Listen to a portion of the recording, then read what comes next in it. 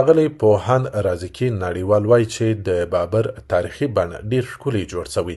دیوالونه چې ډیر لوړ دیوالونه وو، د خښتو نه جوړ شوي وو، پر واقعي شکل باندې ډیر ښایسته تنکاري پکې شوی وه. بل د دې د سړکونه د دیوال په خوا کې لښتي لرل، مثلا بارې لرلې، صوفې لرلې، مثلا باغچې لرلې، او هر بوټی میوهدار او بېل میوه د خپل باغ په یوه مشخصه حصه کې نال شوی وو. د ګلانو لپاره هم چې څو انواع ګلان دي، د خپل مخصوصو صفو کې دا ګلان دغه شوي.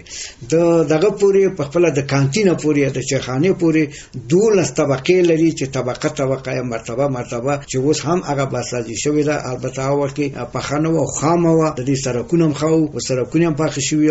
باید ووایم چې د دې دروازې چې معمولا عمومي دروازه یوه په غرب کې ده او بله عمومي دروازه د باغ چې ده د قصر لاندې د جنوب خواته ده، چې هغه سړک چې په خپله د جنوبي اړخ د دیوال نه پاس خیږي